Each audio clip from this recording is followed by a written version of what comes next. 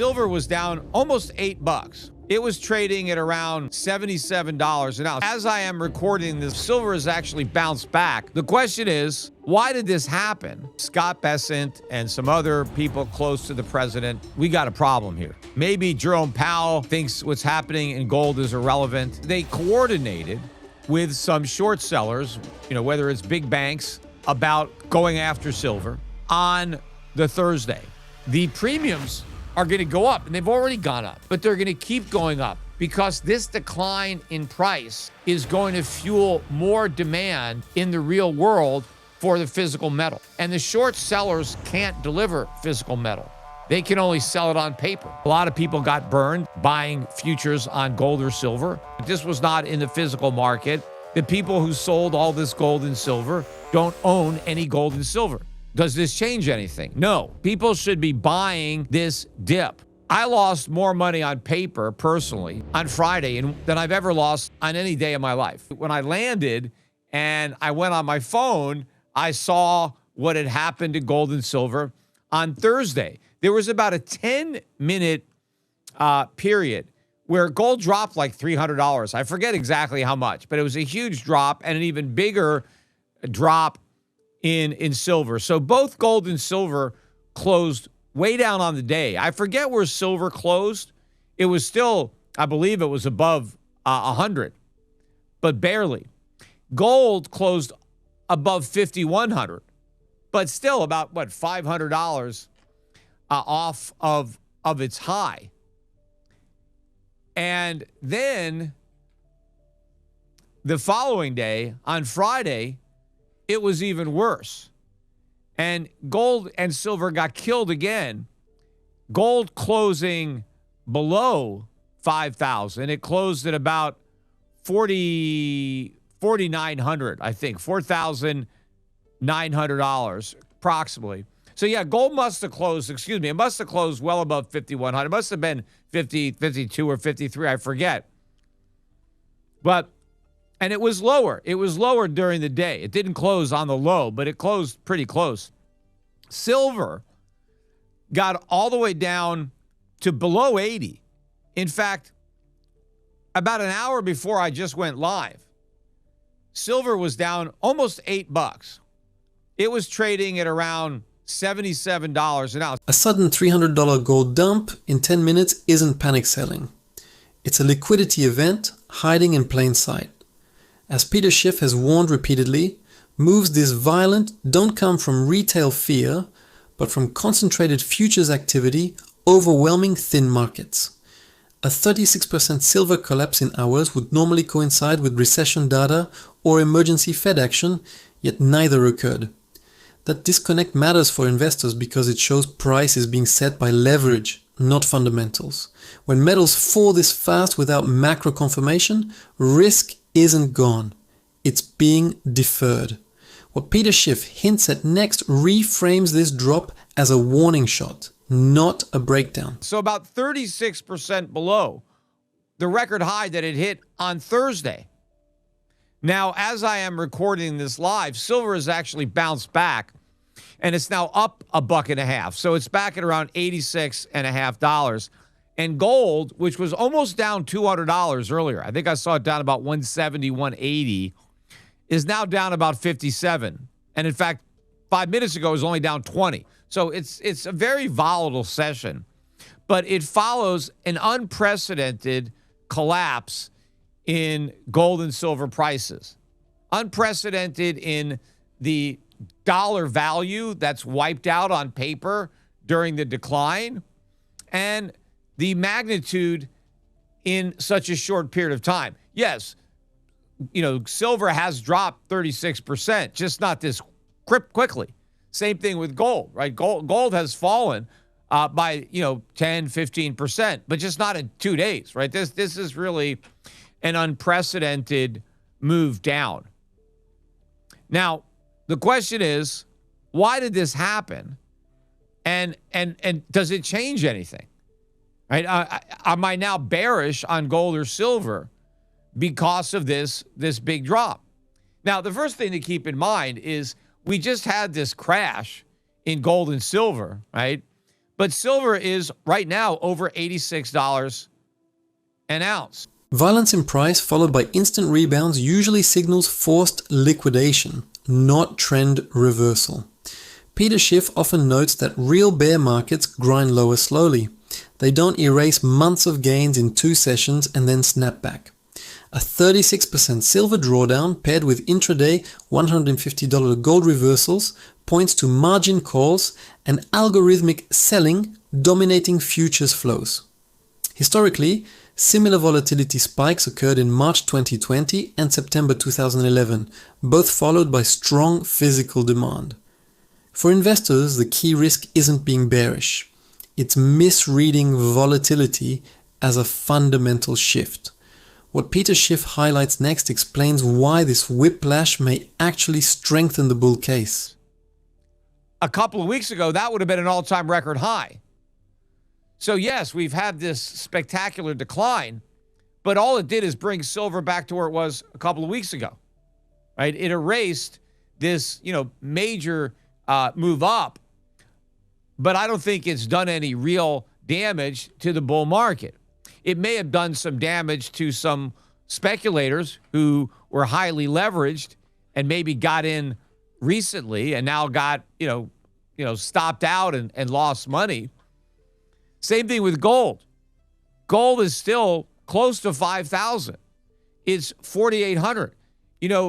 They ran my Tucker ran the first part of our interview last week. And when they aired it or, put it on X, gold was above 5,000. It was close to its high, with maybe 5,200, 5,300. But when I recorded it, it had just hit 4,000, like 4 weeks earlier. So we're still considerably above, 20% above. In fact, even though gold was down $500 on Friday, which was the last day of the month, I think January was still the best month ever, despite losing $500 an ounce. Pullbacks feel dramatic when leverage is high, but context keeps risk in perspective. As Peter Schiff emphasizes, gold falling from $5,300 to $4,800 still leaves it up more than 20% in weeks, a move most assets don't achieve in years. January finishing as the best month ever, despite a $500 drop, shows how distorted the prior upside actually was. Speculators got flushed, not long-term holders. For everyday investors, this distinction matters because volatility punished leverage, not conviction. What Peter Schiff points to next clarifies why bull markets often scare people out before rewarding patience. And $500 an ounce is more than gold was worth when I first started buying it. Same thing with silver. Silver just lost $30 an ounce in a day. It was just a year or so ago, I was buying silver for $30 an ounce. And it lost in one day the equivalent of what its entire price was, not too long ago. Right? So it was a huge, huge move down. But in the scheme of things, and years from now, nobody's even going to notice this. It's just going to be a small blip on the chart. So the question is, does this change anything? No. In fact, people should be buying this dip. This is a great opportunity. I lost more money on paper personally on Friday than I've ever lost on any day of my life. I mean, it's not even close. It didn't even bother me that I lost all that money because a couple of weeks earlier, I didn't even have that money, right? Easy come, easy go. But as far as I'm concerned, I haven't lost anything because I'm just as confident as I was a week ago that prices are going much higher. And so it doesn't bother me that assets that I had no intention of selling went down. Losing an entire past silver price in a single day sounds catastrophic, until you zoom out. Peter Schiff's point here exposes a psychological trap. Investors anchor to recent highs instead of long-term value. A $30 silver drop erases a year of gains, yet silver remains nearly triple its pre-breakout levels. Paper losses feel real, but only sellers lock them in. This is where Wall Street thrives on fear cycles. Long-term holders who understand drawdowns accumulate while headlines scream collapse. What Peter Schiff underscores next challenges why pain is often the entry signal smart money waits for. In fact, I'm happy about it because there are still a lot of people that I am trying to get to buy gold and silver. And so this is an opportunity. I would much rather my followers, my audience, buy silver at 86 than 120.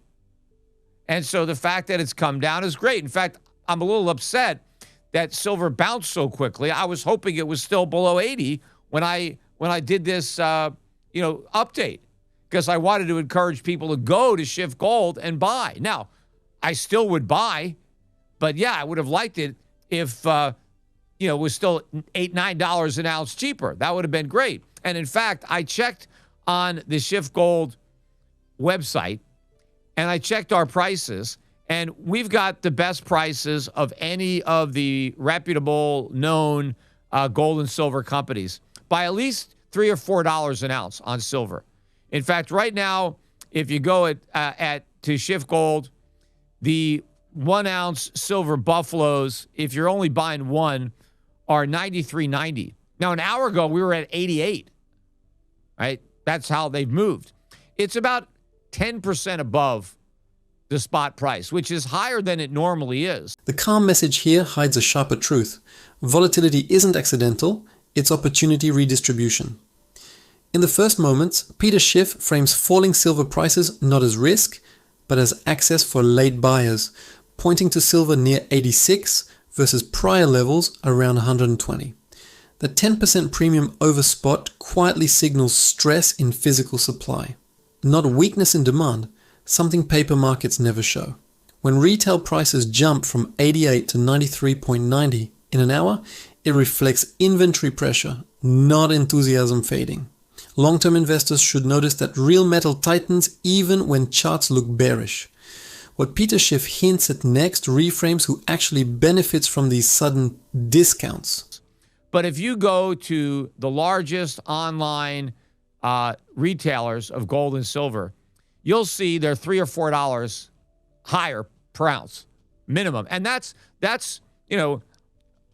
a big savings when it comes to silver. And the same thing with gold. Gold right now, we're selling 1 ounce maple leafs right about exactly $5,000 an ounce, and gold's around $48.30. So that's a higher spread than we would normally have, but good luck trying to find somebody else selling it cheaper. But the point is, that's 10% lower than it was Thursday. So I think it's a great opportunity. Is it possible that gold goes lower and silver goes lower? Of course it's possible, but who cares? The point is to accumulate as much gold and silver as you can. And the even better buying opportunities are in the mining stocks. They got decimated. That's one of the reasons I lost so much on paper on Friday, is because I have so much gold and silver mining stocks. So I would also encourage people to be buying these stocks on Monday. Don't worry if they go any lower. And look at my gold fund, the Euro Pacific Gold Fund, EPGIX. But anyway, let me get into what I think happened. This is where price drops reveal portfolio psychology more than fundamentals. Peter Schiff openly acknowledges paper losses while highlighting gold down roughly 10% from Thursday and mining stocks getting decimated, a pattern seen repeatedly during liquidity shocks. Historically, miners often fall 2 to 3 times the underlying metal during sharp sell-offs, even when balance sheets remain intact. That disconnect matters for investors assessing risk versus value, especially heading into earnings cycles and fund rebalancing windows. Accumulation during drawdown sounds easy, but conviction is tested when volatility hits personal net worth. What Peter Schiff points to next challenges whether these moves were truly market-driven at all. And of course, I don't have any proof, right? I am just trying to make sense out of something that really doesn't make any sense unless you view it from the prism that I'm looking at it. So gold and silver prices had been moving up by record amounts, and the dollar had just fallen to a 4-year low, the dollar index. and this dollar had fallen to an all-time record low against the Swiss franc, and the bond market was starting to roll over. I think that Scott Bessent and some other people close to the president talked to the president and said, we got a problem here, right? Maybe Jerome Powell thinks what's happening in gold is irrelevant, but it's not. It is very relevant.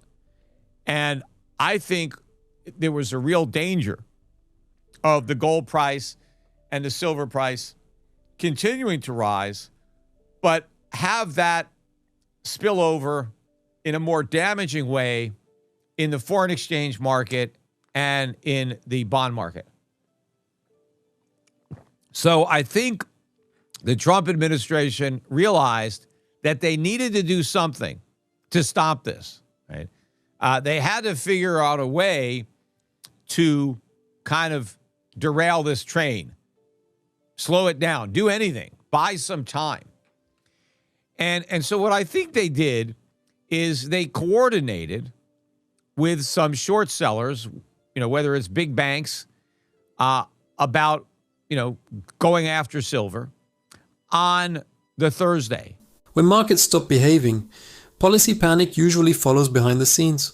Peter Schiff lays out a chain few headlines connect: a 4-year low in the dollar, an all-time low versus the Swiss franc, and bonds starting to roll over simultaneously. Historically, that trio signals confidence erosion, not routine volatility, especially ahead of sensitive Fed or election cycles. Coordinated selling becomes plausible when price discovery threatens currency stability rather than investor sentiment. For portfolios, this matters because intervention risk distorts signals investors rely on for hedging. What Peter Schiff implies next raises uncomfortable questions about how free these markets really are. Because if you look at what happened, right, the huge drop in the price of gold and silver in just a few minutes is the result of a huge sell order hitting the futures market, like randomly, like at the market. Now, if you had a lot of silver or gold that you wanted to sell, would you just dump it on the market all at once? Or would you try to slowly get out without impacting the price or impacting it as little as possible so that you could get the highest possible price for the gold and silver that you're selling? That's what would make sense. But if you just dump a huge order on the market, knocking the price down, meaning that you end up selling your gold and silver at a much lower price than you might have got had you, been more quiet about gradually selling. It's clear that the real intent of the sale was not to get a good price on what you're selling, but to drive the price of what you're selling lower. So it was an attempt to move the market down. And it worked, right? The market went down a lot. But then what the government did is Donald Trump ended up on Friday morning, sooner than was anticipated, because it was supposed to happen next week or this week. He announced his pick, Kevin Warsh, to be the new Fed chair. This is where execution timing tells you more than intent statements ever will. Peter Schiff highlights that dumping massive futures orders at once guarantees worse prices, unless the goal is impact, not profit. Data from past flash drops shows similar moves often occur during thin liquidity windows, amplifying downside within minutes. The rapid follow-up with a surprise Fed chair announcement adds a policy layer markets can't ignore, especially when credibility is fragile. For investors, this signals headline-driven volatility layered on structural intervention risk. What Peter Schiff flags next reframes leadership changes as market tools, not coincidences. I think Trump was being honest in his criticism of Powell. He wanted lower rates. There's no question that he wants lower rates because he wants to blow air into the bubble. The problem was, by telling the markets that that's what he wanted, we were getting a crash of the dollar relative to gold and silver that was about to spill over into the foreign exchange markets. And so he had to do something. He had to stop this alarm from sounding. And so they came up with this plan to position Warsh as this independent inflation fighter and coordinate this massive short selling in gold futures, which of course is where everything took place, right? This was not in the physical market. The people who sold all this gold and silver don't own any gold and silver. They sold what they do not own and what they cannot deliver.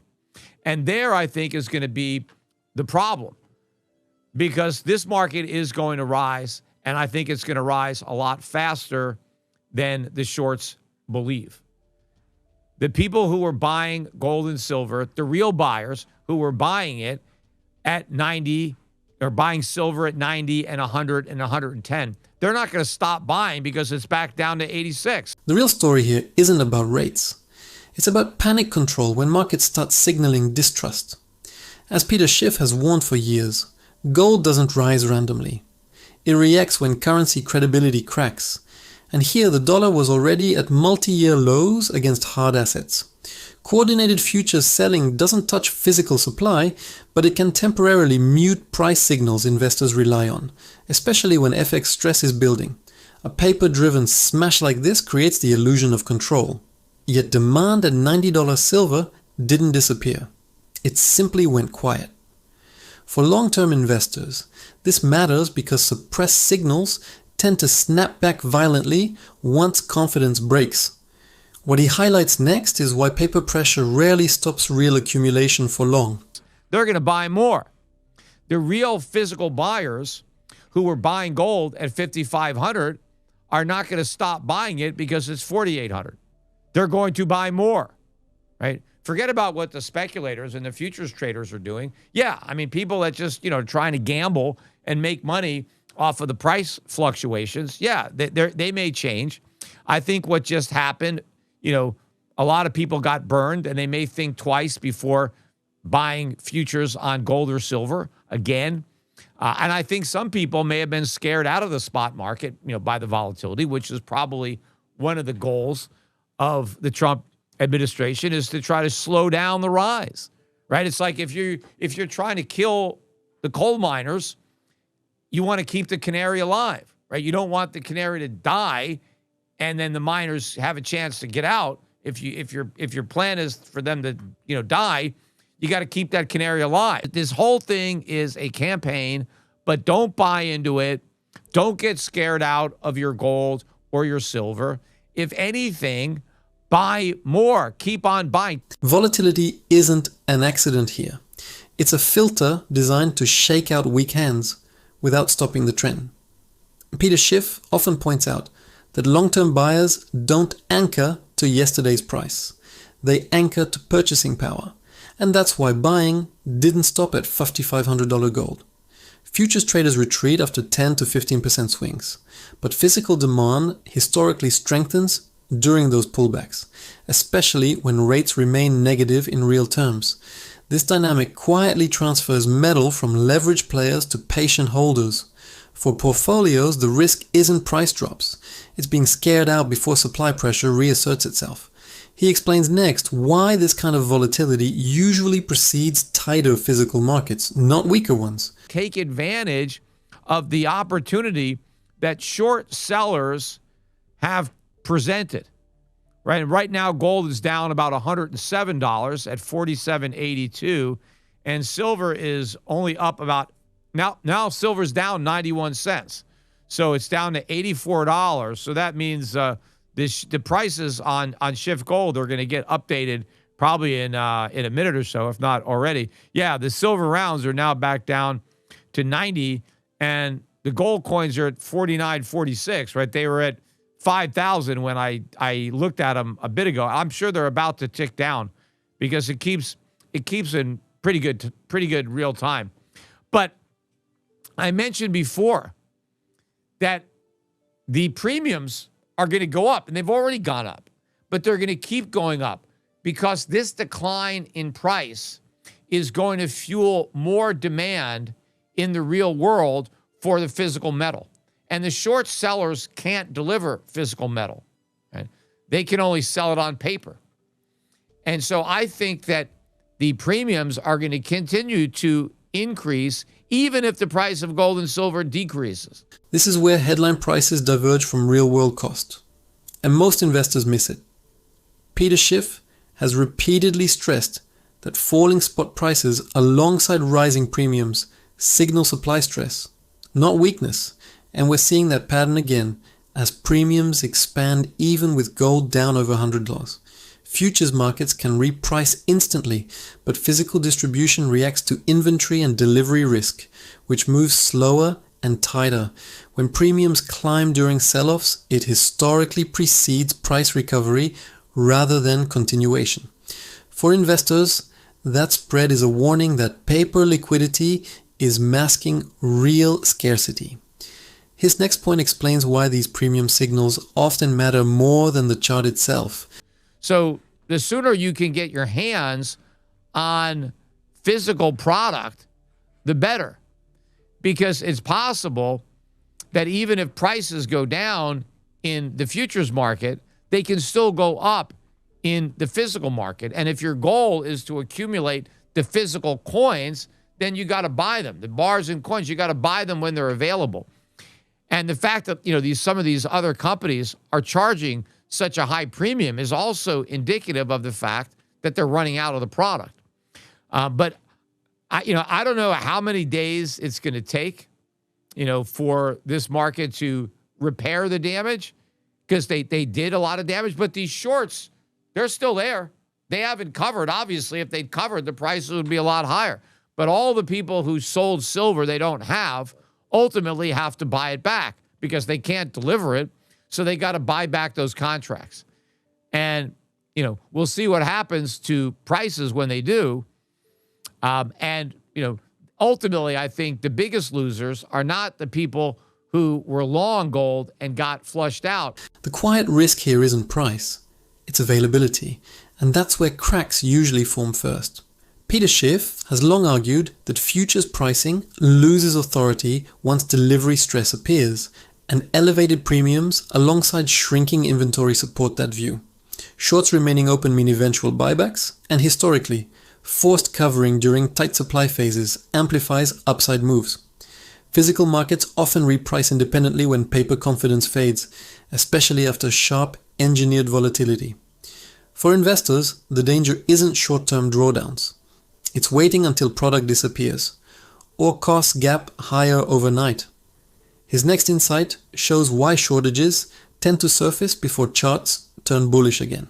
But I think the people who are going to be trapped short gold and silver, because I think a lot of these short sellers, they may be celebrating now, but I think it's premature victory dance, because the real buyers, I think, and we'll see, the Chinese market hasn't even open yet, but that's where the main buying has been coming from. And I've been observing that the entire time, right? You've got a lot of buying in Asia.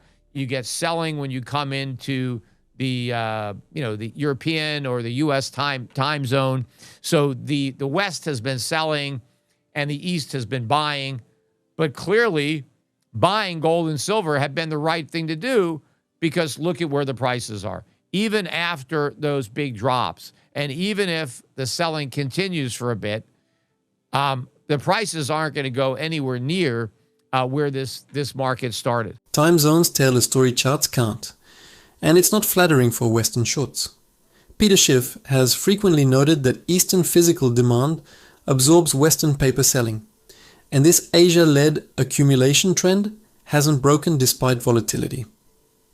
China and broader Asian markets historically buy dips aggressively, especially when prices retreat from highs without structural damage. Shorts celebrating short-term wins ignore where sustained demand actually originates. For global investors, this imbalance suggests downside may be shallower than expected once Eastern markets fully engage.